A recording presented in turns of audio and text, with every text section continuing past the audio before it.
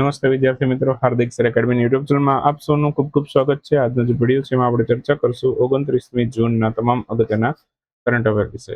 Video શરૂ કરું એ પહેલા વિડીયોની પીડીએફ જોઈતી હોય, આ લેક્ચરની પીડીએફ જોઈતી હોય તો આપણી એન્ડ્રોઈડ એપ્લિકેશન ડાઉનલોડ કરી શકો છો. લિંક ડિસ્ક્રિપ્શનમાં મળી જશે. આ નંબર છે, વોટ્સએપમાં મેસેજ કરશો તો પણ લિંક મોકલી દેશું, ઓટોમેટિક આવી જશે. બાકી તમે પ્લે સ્ટોરમાં ડાયરેક્ટલી હાર્દિક સર એકેડમી લખીને સર્ચ કરશો તો પણ મળી જશે. ઓકે, એપ્લિકેશનમાં તમને આ લેક્ચરની પીડીએફ તો ડેઈલી મળશે જ. કોઈ વિડીયો યુટ્યુબમાં આપણે રેગ્યુલર ના ચાલતા હોય પણ એપ્લિકેશનમાં આપણે કોઈ કારણોસર ગેપ પડેલો હોય તો બધું જ આપણે સ્ટડી કરાવી દઈએ છીએ. તો એપ્લિકેશનમાં A to Z કન્ટેન્ટ તમને મળી જશે, બરાબર. અને હવે થોડુંક આપણે એવું ચાલુ કર્યું છે કે આ ટોપિકની સાથે થોડું ઘણું જનરલ નોલેજને લગતા છે, થોડા ઘણા પોઈન્ટ છે, બરાબર. એ વિડીયોમાં ના હોય પણ આપણે ઈ બુક જે આપણી આવે છે વીકલી, બરાબર, એની અંદર આપણે એક્સ્ટ્રા જે આપણે વિડીયોની અંદર ન હોય એવા થોડા ઘણા 2-5 મુદ્દાઓ છે એની અંદર નાખશું. ઓકે, તો એક દિવસના એકાદા ક્વેશ્ચનના 2-3 મુદ્દા કરીને આપણે જોવા જઈએ, બરાબર, તો આખા દિવસના 7-8 મુદ્દા થઈ જાય એવા, બરાબર. અને એક મહિનાની અંદર આપણે જોવા જઈએ, બરાબર, તો 30 દિવસના એપ્રોક્સિમેટલી 300 જેટલા પોઈન્ટ છે આપણે એવા એક્સ્ટ્રા ઈ બુકની અંદર થઈ જાય. ઓકે, તો એ બધું છે, બરાબર. આપણે હવે જુલાઈ મહિનાથી સ્ટાર્ટ કરશું. એકચ્યુઅલમાં જૂનના એન્ડથી જ સ્ટાર્ટ કરી દેશું, કેમ કે આ જે છેલ્લી ઈ બુક આવશે વીક 4 વાળી, તો એની અંદર લાસ્ટના જે દિવસો છે, બરાબર, તમે વિડીયોમાં જે સ્ટડી કરેલું હશે એના ઉપરાંતનું પણ થોડું ઘણું કન્ટેન્ટ છે ઈ બુકની અંદર જોવા મળશે. ઓકે, તો આ બધું છે આપણે તમારા માટે નવું કરતા આવ્યા છીએ, અને જેનાથી છે તમારું કરંટ અફેરની સાથે થોડુંક જીકે પણ કવર થતું જાય, સાથે સાથે બંધારણને લગતા ટોપિક છે, સંસ્કૃતિ, કળા સંસ્કૃતિને લગતા ટોપિક છે, તો એ પણ થોડા કવર થતું જાય. તો ચાલુ કરીએ હવે આપણો આજનો 29 જૂનનો વિડીયો. સૌથી પહેલો ક્વેશ્ચન છે, ગ્લોબલ પીસ ઇન્ડેક્સ એમાં ભારતનું સ્થાન કેટલામું છે? તો ગ્લોબલ પીસ ઇન્ડેક્સ હાલમાં ડિક્લેર થયો છે. ઓકે, અને એમાં ભારતનું સ્થાન છે 127. ઓકે, આન્સર આવશે 127. ઓપ્શન બી આપણો આન્સર થશે. હવે આ ગ્લોબલ પીસ ઇન્ડેક્સ છે, બરાબર, એને પણ સ્ટડી કરવાનું છે. કોણ જાહેર કરે છે? તો કે institute for economic and peace research, બરાબર. એમના દ્વારા દર વર્ષે આ ઇન્ડેક્સ તૈયાર થાય. ભારતનું સ્થાન આ વખતે 127મું છે. ભારતનો સ્કોર પૂછી શકે 2.22 એટલે કે 227. ઓકે, તો આ એનો સ્કોર છે ભારતનો.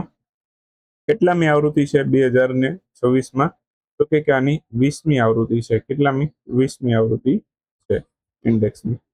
ઓકે, 2026માં ટોટલ કેટલા દેશોનો સમાવેશ કરેલો છે? તો 163 દેશોનો સમાવેશ કરેલો છે. એમાંથી ભારતનું સ્થાન 127મું છે.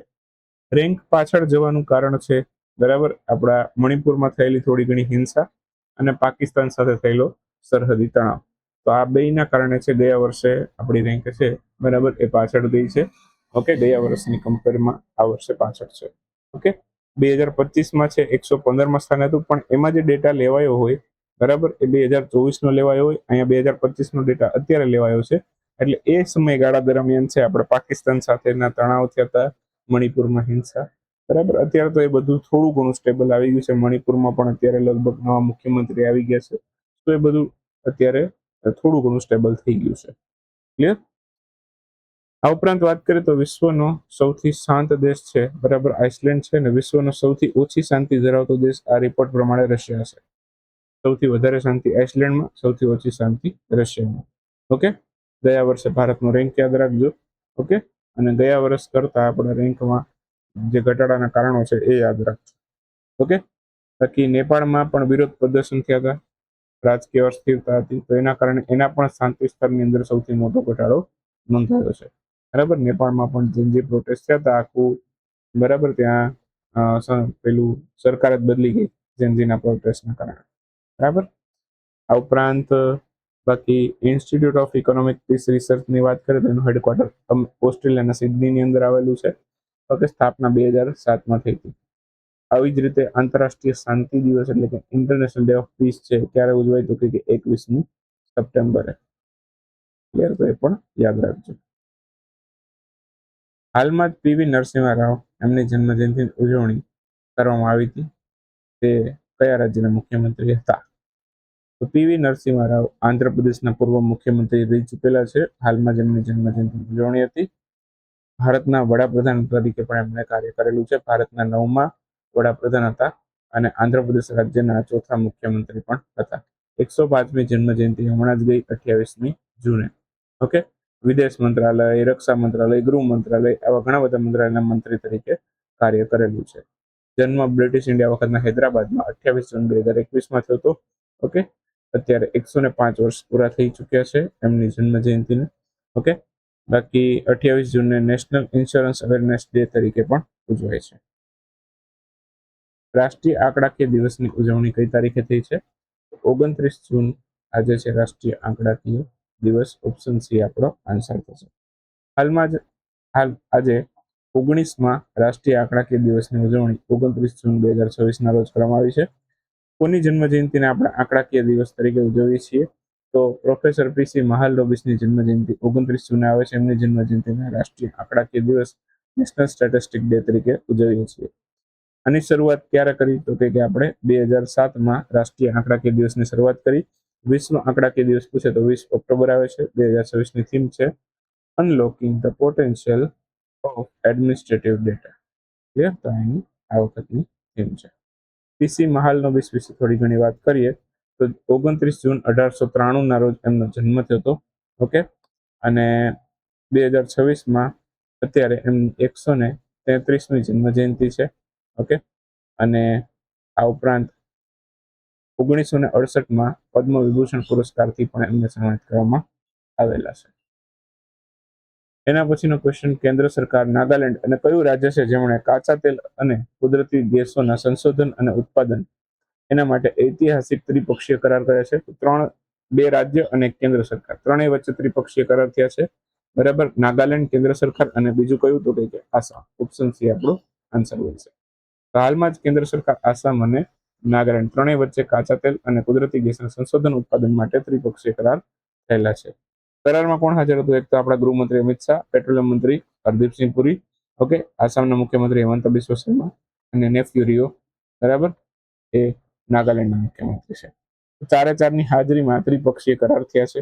ઓકે, આ કરાર છે એના હેઠળ નાગા સુપેન બેલ્ટ જે છે એ વિસ્તારમાં હાઇડ્રોકાર્બન અને ક્રૂડ ઓઇલના સંશોધન અને ઉત્પાદનને પ્રોત્સાહન આપવામાં આવશે. ઓકે, આ પહેલના મુખ્ય હેતુ ઉર્જા ક્ષેત્રને મજબૂત બનાવવાનો તેમજ પૂર્વોત્તર ભારતમાં તેલ અને ગેસ સંસાધનોનો અસરકારક ઉપયોગ કરવાનો છે. ભારતની સૌથી પહેલી તેલ કૂવો ક્યાં ખોદવામાં આવેલો? તો કે દિગ્બોય, આસામમાં જ આવેલું છે. ઓકે, અને આસામમાં જ એક બીજું મહત્વપૂર્ણ તેલ ક્ષેત્ર આવેલું છે જેનું નામ છે નહરકટિયા. ઓકે, તો એને પણ યાદ રાખી લેજો. ક્લિયર? એના પછી આઈસીસી T20 મહિલા વર્લ્ડ કપ એનું આયોજન કયા દેશમાં કરવામાં આવેલું? તો આઈસીસી T20 મહિલા વર્લ્ડ કપ છે એનું આયોજન થયેલું છે ઇંગ્લેન્ડ અને વેલ્સમાં. આન્સર આવશે ઓપ્શન સી, ઇંગ્લેન્ડ અને વેલ્સ. હાલમાં જ આઈસીસી મહિલા T20 વર્લ્ડ કપ ઇંગ્લેન્ડ વેલ્સમાં આયોજન થયો છે. 12 જૂને આ ટુર્નામેન્ટની શરૂઆત થઈ. ઓકે, સૌથી પહેલી મેચ ઇંગ્લેન્ડ શ્રીલંકા વચ્ચે રમાઈ, પણ આ બંને ક્વેશ્ચન છે બરાબર પરીક્ષા માટે કાંઈ ઉપયોગી નથી થવાના. ઓકે, આપણે યાદ રાખવાનું ઇંગ્લેન્ડ વેલમાં, બરાબર, આની શરૂઆત થઈ, મતલબ કે આયોજન 2026નું ત્યાં થયું છે. ફાઇનલ મેચ ક્યારે રમાશે? 5 જુલાઈએ. ઓકે, ક્યાં રમાશે? તો કે લોર્ડ ક્રિકેટ ગ્રાઉન્ડની અંદર રમાશે. ઓકે, આ ઉપરાંત વાત કરીએ તો 2026ની T20 વર્લ્ડ કપ ટુર્નામેન્ટ જે છે એમાં પ્રથમ વખત કુલ કેટલી ટીમો ભાગ રહી છે? તો ટોટલ અત્યારે 12 ટીમોએ ભાગ લીધો છે અને સૌથી પહેલી વખત 12 ટીમો સુધી પહોંચ્યું છે. બરાબર, મહિલા વર્લ્ડ કપમાં અત્યારે ટોટલ 12 ટીમો અહીંયા ભાગ લી છે 2026માં, અને આવું સૌથી પહેલી વખત બન્યું છે. કેટલામી આવૃત્તિ છે? તો કે 10મી આવૃત્તિ છે. અને સૌથી વધારે વખત કોણે જીતી? 10માંથી તો 6 વખત તો ઓસ્ટ્રેલિયાએ જીતી છે. ભારતે કેટલી વખત જીતી? તો કે એકેય વખત નથી જીતી. ઓકે, તો આ યાદ રાખજો. બાકી આઈસીસી મહિલા T20 વર્લ્ડ કપની શરૂઆત ક્યારે થઈ? તો કે 2009માં. આઈપીએલ શરૂ થયું હતું 2008માં, આ શરૂ થયું 2009માં. દર 2 વર્ષે યોજાય છે. આ વખતે ભારતની કેપ્ટનશીપ કોની આગળ છે? તો કે હરમનપ્રીત કૌર આગળ છે. ક્લિયર? થોડાક અગત્યના મુદ્દા, બરાબર, આ એકચ્યુઅલમાં વિડીયોમાં નહોતા લેવા કેમ કે ખાલી પીડીએફમાં જ આપવા છે. તો આ ટાઈપના આવા એક્સ્ટ્રા મુદ્દા છે જે સામાન્ય જ્ઞાન સાથે સંબંધિત હોય, બરાબર, તો એવા બધા એક્સ્ટ્રા મુદ્દા છે આપણે હવે ખાલી પીડીએફની અંદર જ જોવા મળશે. વિડીયોની લેન્થ આપણે વધારવાનું ઘટાડી દઈશું.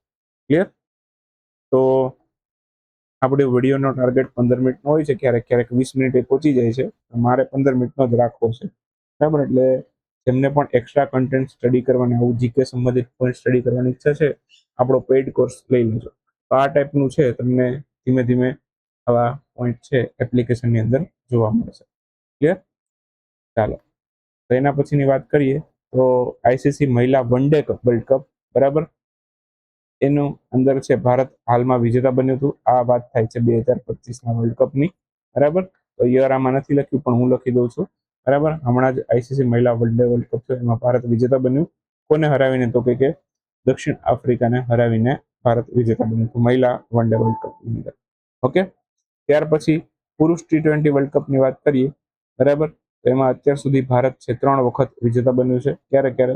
7, 24 અને 26માં. હમણાં જ સૂર્યકુમાર યાદવની કેપ્ટનશીપ હેઠળ, 24માં રોહિત શર્માની કેપ્ટનશીપ હેઠળ અને મહેન્દ્રસિંહ ધોનીની કેપ્ટનશીપ હેઠળ 2007માં T20 વર્લ્ડ કપ જીતેલો છે. બાકી આંતરરાષ્ટ્રીય સ્તરે ક્રિકેટનું આયોજન કરતી સંસ્થા આઈસીસી છે, ઇન્ટરનેશનલ ક્રિકેટ કાઉન્સિલ. હેડક્વાર્ટર દુબઈમાં આવેલું છે. 1909માં સ્થાપના થયેલી છે. ત્યારે સ્થાપના થઈ 1909માં, એ વખતે એમ્પિરિયલ ક્રિકેટ કોન્ફરન્સના નામથી ઓળખાતી હતી. પાછળથીનું નામ બદલી ઇન્ટરનેશનલ ક્રિકેટ કાઉન્સિલ કરવામાં આવેલું છે. ભારતની અંદર આવું ક્રિકેટનું આયોજન કરતી સંસ્થાનું નામ છે BCCI, board of control for cricket in India. આનું પૂરું નામ છે. મુંબઈમાં હેડક્વાર્ટર આવેલું છે. Okay. Lord's of cricket ground છે, એને ક્રિકેટનું મક્કા એટલે કે હોમ ઓફ ક્રિકેટ તરીકે ઓળખવામાં આવે છે, બરાબર. તો આ બધા મુદ્દાઓ છે એ ખાસ યાદ રાખજો, પરીક્ષા માટે ઉપયોગી બનશે. ચલો, એના પછીનો છે કે હાલમાં જ કઈ સંસ્થા દ્વારા એપિક ક્લોરોહાઇડ્રિન અને ક્લોરીનના ઉપયોગ પર સંપૂર્ણ પ્રતિબંધ મૂકવામાં આવ્યો છે? તો આ એપિક્લોરોહાઇડ્રિન અને ક્લોરીન આ બંનેના ઉપયોગ પર પ્રતિબંધની જાહેરાત કરી છે BISએ, બરાબર. હવે થોડીક આના વિશે ચર્ચા કરીએ, બરાબર. તો અહીંયા કઈ પ્રોડક્ટ ઉપર? તો કે ટી બેગ્સમાં. ટી બેગની બનાવટમાં છે ને એપિક્લોરોહાઇડ્રિન અને ક્લોરીન આ બંનેનો યુઝ થતો હતો, પણ અહીંયા હવે એના પ્રતિબંધ મૂકી દીધો છે. કેમ કે ક્લોરીનનો ઉપયોગ મુખ્યત્વે શેના માટે થાય? તો કે બ્લીચિંગ માટે કરવામાં આવતો હતો. ટી બેગ બનાવવાની પ્રક્રિયામાં ક્લોરીનનો ઉપયોગ છે એ બ્લીચિંગ માટે થતો હતો, અને એપિક્લોરોહાઇડ્રિન છે, બરાબર, એ ટી બેગને વધુને વધુ મજબૂત અને ટકાઉ બનાવવા માટે કરવામાં આવતો હતો. પણ અહીંયા વૈજ્ઞાનિકોએ એપિક્લોરોહાઇડ્રિનની અંદર છે, બરાબર, કેન્સર પેદા કરી શકે એવા રસાયણ શોધ્યા હતા. જેમ કે કાર્સિનોજન છે, એ ટાઈપનું કેન્સર પેદા કરી શકે એવું રસાયણ છે એની અંદર જોવા મળ્યું હતું. તો એ માટે થઈને હવે ખાલી ટી બેગ બનાવવા માટે આબાકા અને કેળાના રેસા, બરાબર, બનાના ફાઈબર, તો આવા કુદરતી સ્ત્રોતોનો જ ઉપયોગ કરવામાં આવશે એવી જાહેરાત કરવામાં આવી છે. અને આ કોણે કીધું છે? તો કે bureau of Indian standard, BIS, એમના દ્વારા આ પ્રતિબંધ મૂકવામાં આવ્યો છે અને નવી જાહેરાત કરવામાં આવી છે કે હવે આનો યુઝ કરવો જોઈએ. Okay. Bureau of Indian standard છે ભારતની નેશનલ સ્ટાન્ડર્ડ સંસ્થા છે.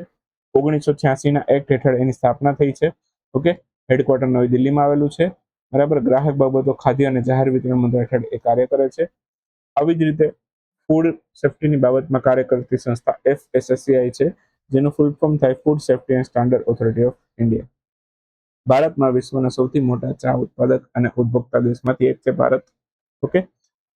અસમ અને પશ્ચિમ બંગાળનું દાર્જિલિંગ, ઓકે, એ ચાના ઉત્પાદન માટે જાણીતા છે. તેમજ દાર્જિલિંગની ચા છે ને 2004માં જીઆઈ ટેગ મળેલો છે. અને ટી બોર્ડ ઓફ ઇન્ડિયા, એની પણ વાત કરી લઈએ. એની સ્થાપના 1953માં થઈ છે. હેડક્વાર્ટર કોલકાતામાં આવેલું છે. કેન્દ્રીય વિદેશ રાજ્યમંત્રી, જેનું નામ છે કીર્તિવર્ધન સિંહ, એમણે કયા દેશમાં આયોજિત એસસીઓ કોન્ફરન્સમાં ભારતનું પ્રતિનિધિત્વ કરેલું છે? તજાકિસ્તાનમાં હાલમાં જ એસસીઓ કોન્ફરન્સ થઈ હતી. ઓકે. એમાં ભારતનું પ્રતિનિધિત્વ કર્યું હતું કેન્દ્રીય વિદેશ રાજ્યમંત્રી કીર્તિવર્ધન સિંહે. આન્સર આવશે તજાકિસ્તાનના દુશાનબેમાં એસસીઓ કોન્ફરન્સ થઈ, એમાં એમણે ભારતનું પ્રતિનિધિત્વ કરેલું.